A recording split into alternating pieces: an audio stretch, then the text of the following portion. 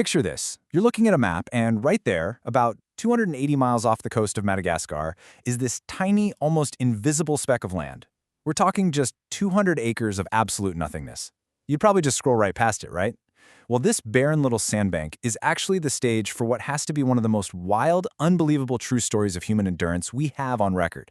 Welcome to This Explainer. Today, we're going to unpack a massive historical mystery filled with survival, betrayal, and literally against all odds resilience. Let's just dive right into the island itself. To really wrap our heads around how crazy this is, you gotta picture the actual landscape. The highest point on this whole island is just 7 meters above sea level. That's basically a 2-story building. Because it's so incredibly flat and just constantly battered by strong winds, absolutely nothing grows there. No trees, no shade. Just some scruffy grass and low bushes. Honestly, if a big storm rolls through, or if the sea level rises even a bit, the whole place is at risk of just going totally underwater. That's for food. You've got some sea turtles, seabirds, maybe a few fish. That's the whole menu. Even today, with all our modern survival gear, making it here for a couple of months would be considered a near impossible nightmare. So, that brings us to the big burning question of our explainer today. If this place is essentially a giant sandy death trap right now, how in the world did a group of 60 people stranded out there over 250 years ago manage to survive?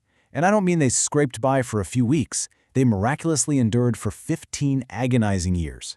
To figure out how they pulled off the impossible, we need to rewind to the very start of this absolute nightmare.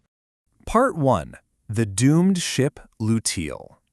Okay, so set the scene for me. The year is 1761. We are right in the thick of the 7 Years' War, which is this massive, high-stakes global conflict between France and Britain over territories all the way from India to North America. Things are tense, the waters are super dangerous, and naval rules are strict. In July of that year, a French East India Company ship named Lutile heads out from France with 142 men. Officially, they're on a pretty standard mission to deliver food to the Isle of France, which you probably know today as Mauritius. But the captain, this guy named Jean de Lafargue, he had a secret, totally illegal side hustle planned. See, the governor of Mauritius had actually banned the slave trade temporarily because of the war. But Captain Jean, he ignores that entirely. He docks in Madagascar and illegally buys 160 Malagasy men, women, and children, locking them away in the ship's cargo hold to sell later to plantation owners. Knowing full well he could get in huge trouble for this, he rushes the trip. And here's where it all goes horribly wrong. He was using conflicting maps. Instead of just slowing down and waiting for the morning light to figure out exactly where they were, he sailed blind right into the pitch-black night. And that completely reckless mistake, it doomed them all. The ship slammed directly into the hidden coral reefs of the Isle of Sand. Part 2. Wrecked and divided. That midnight crash was just completely catastrophic. We actually know the horrifying details because the ship's official log keeper, a guy named Hilarion, survived and wrote it all down. The impact was so violent it literally shredded the ship's hull. Water poured in instantly, drowning about 20 of the French crew right there in the dark as they scrambled for the shoreline. Meanwhile, those 160 Malagasy captives were still locked down in the cargo hold as the ship was sinking. But in this twisted stroke of luck, the very structural failure that doomed the ship split the hold wide open, and a portion of them managed to escape the flooding. When the sun finally came up, you had 122 French crew members and about 85 Malagasy captives left alive. So imagine this situation. You've got roughly 200 terrified people abruptly dumped onto a tiny, barren sandbank. They are 280 miles from Madagascar, a whopping 430 kilometers from where they were supposed to go in Mauritius, and their ship is just splintered wood. Now, what happens next is just sickening. You'd think a shared disaster might bring people together, right? No way. The brutal social hierarchy of the ship was dragged right onto that sandbank. Captain Jean totally lost his mind. His illegal scheme was blown, he was terrified of the governor's wrath, and he basically just checked out mentally. So his first officer, Barthélemy Castellan Duvernay, steps up to take charge. He organizes the crew to salvage whatever they can from the wreck: wood, food, and most crucially, bottled drinking water. But here is the truly cruel part. The two groups set up separate camps, and the French crew relentlessly hoarded every single drop of that fresh water for themselves. They completely denied it to the Malagasy survivors. The human cost of that selfishness was immediate, and it was devastating. Try to picture being stuck on a blistering, sun-baked sandbank with zero fresh water. Within just the first week, a staggering 1/3 of the surviving captives died of dehydration. 1/3. It was just a completely senseless, avoidable tragedy. It wasn't until a full week of this torture had passed that the two sides finally worked together to dig a well, scraping together a fragile water source for the 60 Malagasy people who were still clinging to life. Part 3. The Cruel Betrayal. Pretty soon, that salvaged food started to run dry, and the survivors had to resort to hunting the local sea turtles and birds. But everyone knew they couldn't stay on this rock. So about 2 months into this absolute ordeal, they shift into survival overdrive and hatch an escape plan. Led by First Officer Barthélemy, they start piecing together a brand new, makeshift boat out of the wreckage of their old ship. They ended up calling it the Providence. Now, if you look at the historical records for this, you'll see a very disturbing division of labor. The heavy lifting, the back-breaking construction work that fell mostly on the shoulders of the Malagasy captives. A lot of the French crew literally just sat out the hard labor entirely, choosing way easier chores like hunting birds.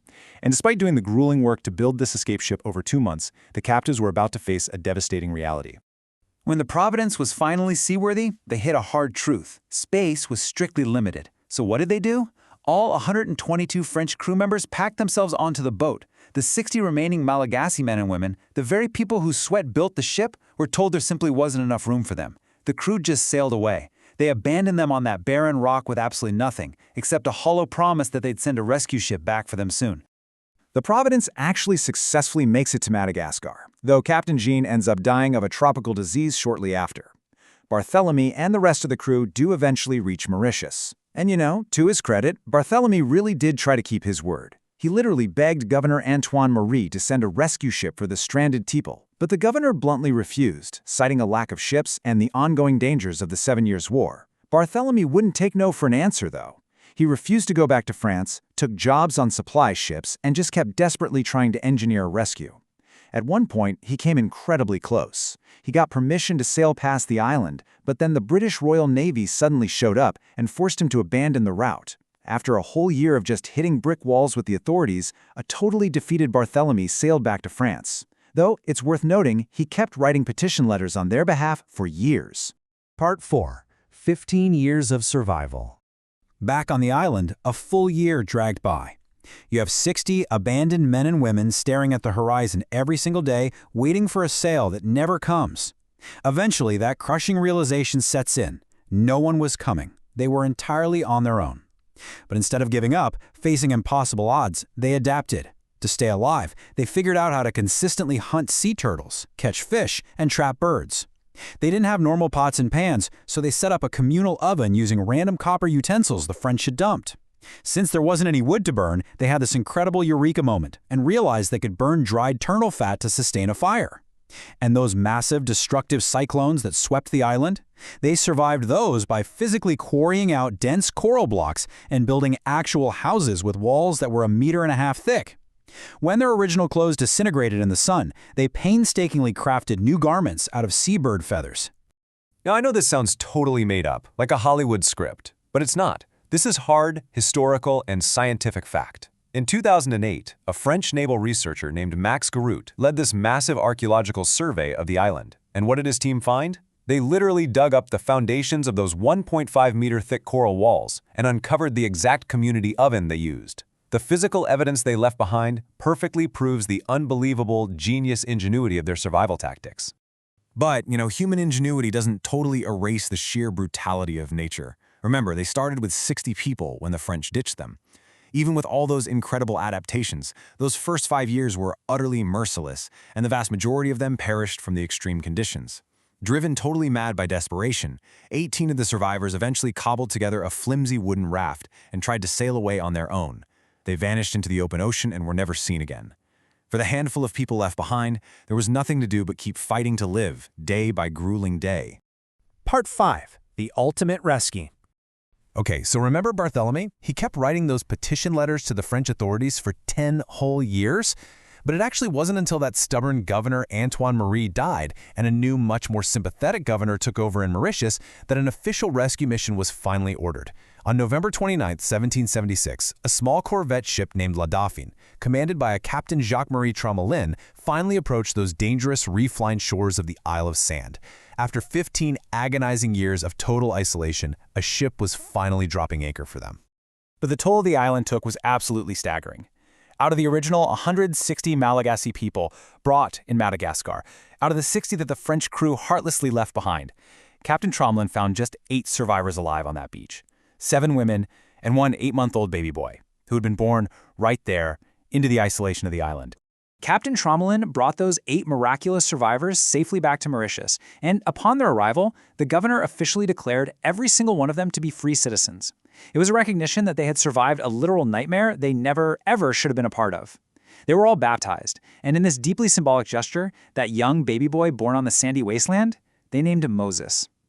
Now, while the detailed records fade out on exactly what happened to their descendants, it is highly likely that their lineage continues in Mauritius today. In the aftermath of all this, the Isle of Sand was actually formally renamed. It became known as Tromelin Island, in honor of the captain who finally did the right thing and brought them home. Today, that tiny speck of sand remains a French territory. The barren ground that once hosted such profound tragedy and unbelievable endurance now just houses a modern weather station and an airstrip, occasionally visited by scientists. Which brings us to our final takeaway. The story of Tromelin Island is unfortunately fraught with the very worst of human betrayal. But above all that, it is this towering testament to the human spirit. It absolutely proves that our minds and bodies can adapt to conditions that seem completely unimaginable on paper. It leaves us with this really profound question. When you are stripped of absolutely everything, civilization, resources, even hope, what are you capable of enduring? You gotta keep fighting. Thank you so much for joining me for this explainer, and I really hope this sparks your curiosity to explore even more hidden, incredible corners of our history.